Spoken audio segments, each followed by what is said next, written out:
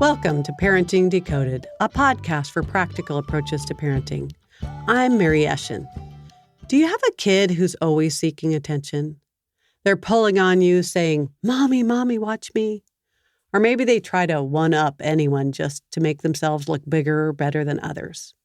Maybe they'll even make things up to do that. I've been working with a few parents lately who are at their wits' end with this annoying, attention-seeking behavior. No matter how much attention they give that child, the child wants more and more and more. Sometimes it's bad enough that other siblings are getting annoyed at how the offending child just keeps butting in and trying to take over, to use up all the air in the room. What's up with all that? My first guess is that the need for attention is real. They are seeking love, support, and care. But there are three possible contributing factors. The first might be that they suffer from low self-esteem.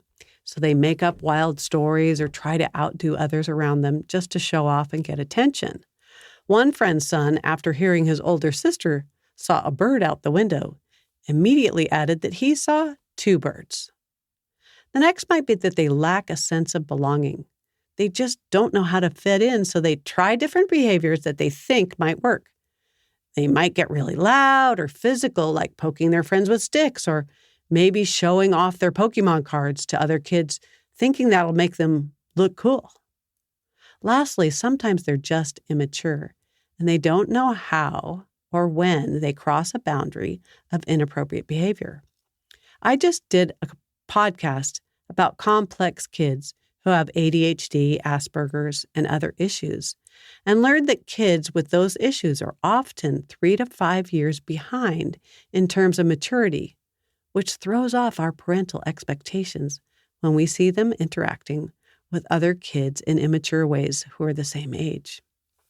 I do have to admit that all three of these things can be present at the same time: low self-esteem, lack of a sense of belonging, and immaturity, which can really crank things up in your home. If you have an annoying kid, my heart goes out to you.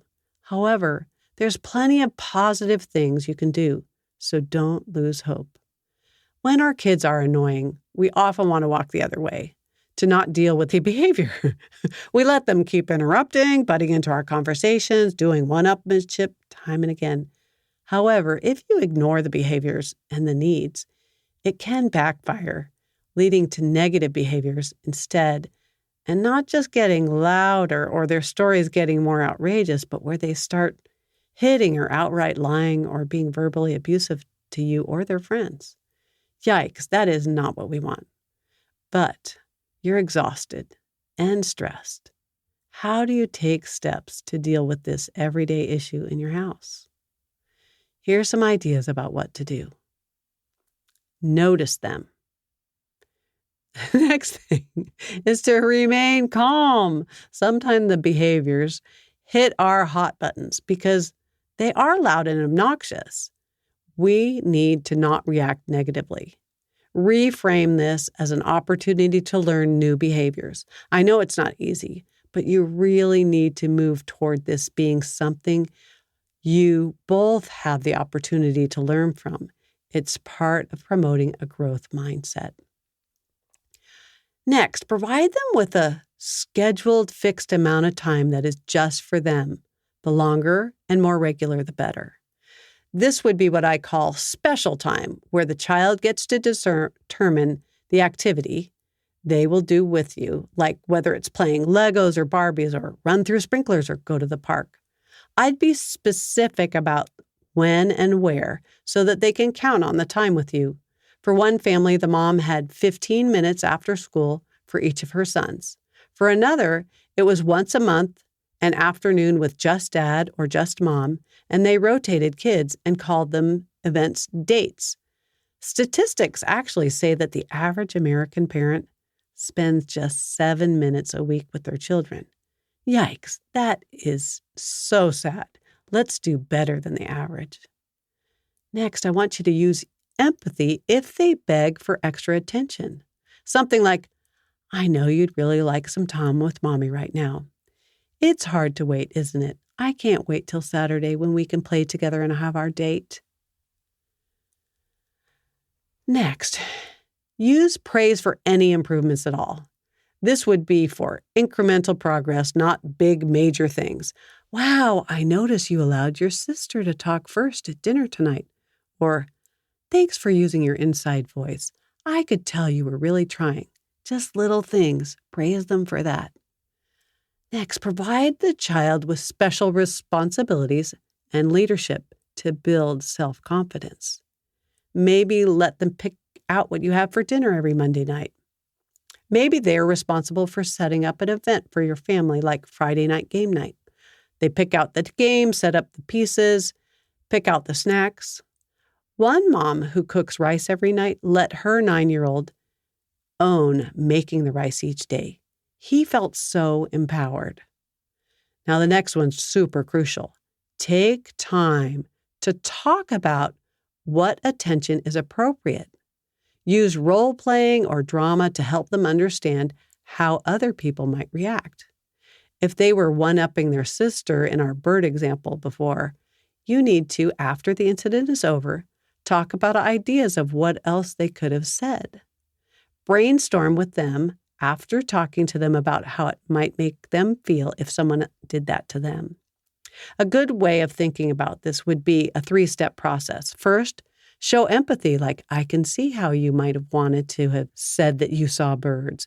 You're going to verbalize what occurred, telling the bird incident again, and then you're going to help your child come up with more productive and effective ways to get attention. Last, we want to be patient. Unlearning all this attention seeking that they've learned over the time that they're getting from us, it's going to take time. So you want to be patient. Here's a final idea to help make this process a bit more fun for everyone involved. Set up a nonverbal cue. I love them. If your child is always dominating the conversation and needs to learn to let others have a turn, have a brief family meeting with just you and them to brainstorm some signals you can use when the behavior is happening. You need to think of the signal together so that your child feels part of the process. Don't just decide it for them, making this brainstorming way more fun. Maybe you decide to tug on your ear.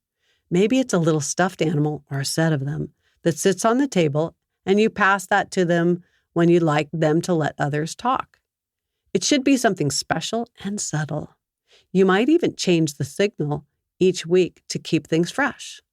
One mom whose son had a problem with getting too rambunctious at their cousin's house brainstormed ahead of an upcoming visit. They chose a special bear that they'd put in her son's backpack. If he started to get too ramped up, she would just lovingly get the bear out of the backpack and give it to him. She didn't need to say anything. It worked wonders. They get to pick out which signal they take now each time they go. But you know what? Things are getting so that they don't need it. It's been helping him see when things are getting out of control all on his own. Yay, mom. Yay, son.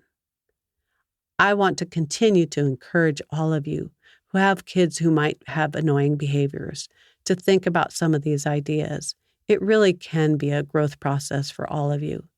And if you need help and encouragement, feel free to contact me anytime. My mission is to help parents feel supported and encouraged. So send me an email to mary@parentingdecoded.com or go to my Facebook page. I have a Facebook page called Parenting Decoded 2021. I would love to hear from you. Lastly, I'd love it if any of you have a minute that you could rate this podcast and maybe even write a review. It would be really, really helpful and encouraging to me. Take care and be safe. Have a blessed rest of your day.